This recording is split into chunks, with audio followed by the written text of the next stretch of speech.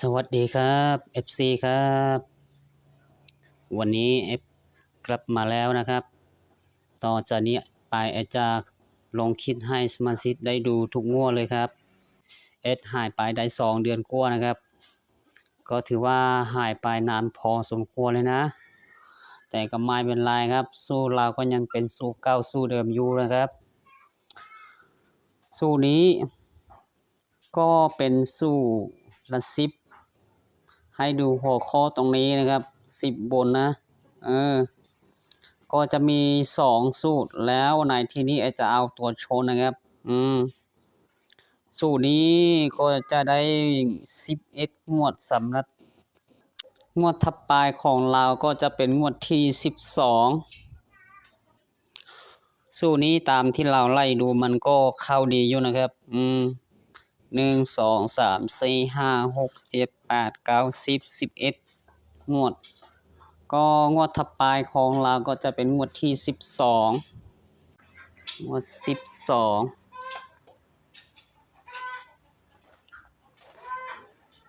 เลขออก0 5 6ก็สูตรที่1ของเราจะได้สูตรที่1ได้4 5 6 7แล้วก็9สูตรที่1จะมีแบบ5 ตัวนะครับ1 2 3 4 5สูตรที่2ก็จะได้4ครับ4 5 6 7 8แล้วก็0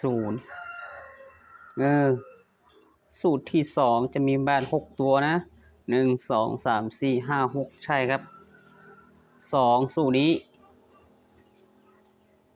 ก็จะคัดเลือกเอาตัวชนมันก็จะชนไปที่4 5 6 74 5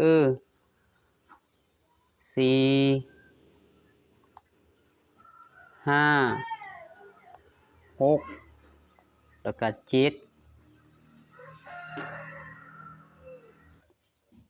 ในเมื่อเราได้ละ10ของเรามี4 ตัวนะครับ4 5 6 7นะเราก็มาดูหลักหน่วยกันนะ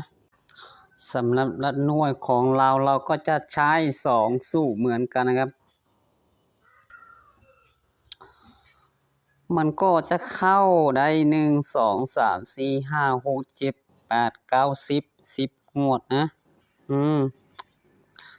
มันจะออกไปกี่งวดก็ช่างนะครับก็เนื่องจากไม่ได้คำนวณเอาไว้นะให้เข้าใจแล่ใจเราตรงกันนะครับงวดของเราก็จะเป็นงวดที่11สำหรับหลักหน่วยงวดนี้เลขออกไปที่0 5 6เราก็จะใช้2 วิธีสำหรับสูตรที่1มันจะได้6 9 0 1 2แล้วก็3 1 2 3 4 5 6ใช่ครับสูตรที่2ก็จะได้6 7 8 9 0 1 2 3 1 2 3 4 5 6 7ใช่ครับสูตรที่2ก็จะมีแบบ7 ตัวนะ2สูตรนี้เอาตัวชนมันก็จะชนไปที่0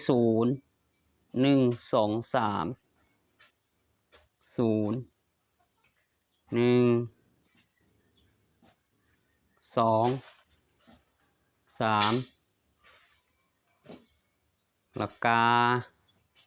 6 เลข 9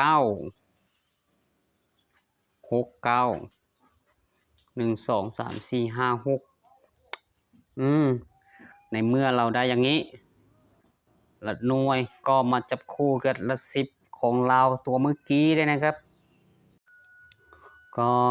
แอปก็จับคู่มาเรียบร้อยนะครับตัวนี้คือ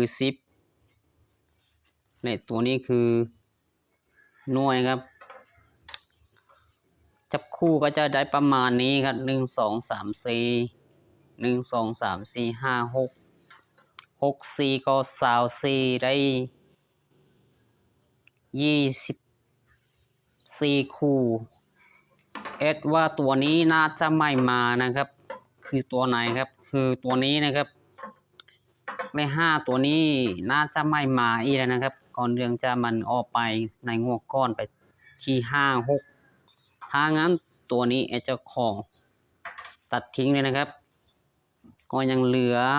4 6แล้วก็7ตรงนี้ในที่นี้เราก็จะเอาอย่างนี้ต่อนะครับก็คือ 13B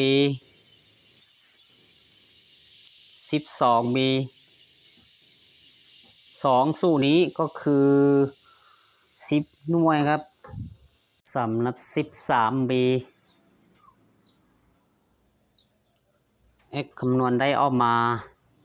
สำหรับ 13B f คำนวณได้ออกมาได้ตัวนี้ครับ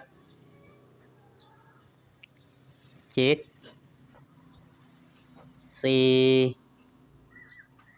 2 8 9แล้วก็0 12B ได้2 5 7 0 1สำหรับสมาชิกเก่าก็จะรู้แล้วนะครับวิธีใช้ของเรานะครับ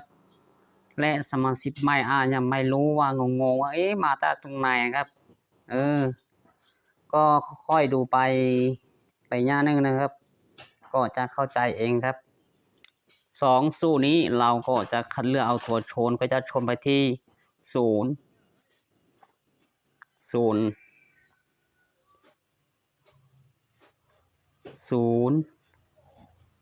1ก็ถือว่าไม่มี2 5ก็ไม่มี7มี3ตัวถ้ามันเอาอย่างนี้นะครับตัวเด่นของเราก็จะหมายตัวนี้หมายตัวที่ติด0 60 70 2ก็จะ42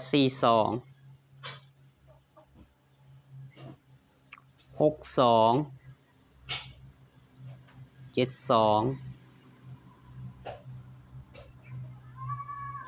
หลักกา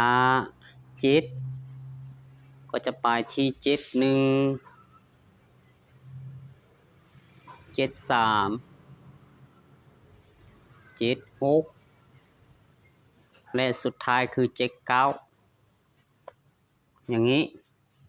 1 2 3 4 5 6 7 8 9 10คู่นะครับ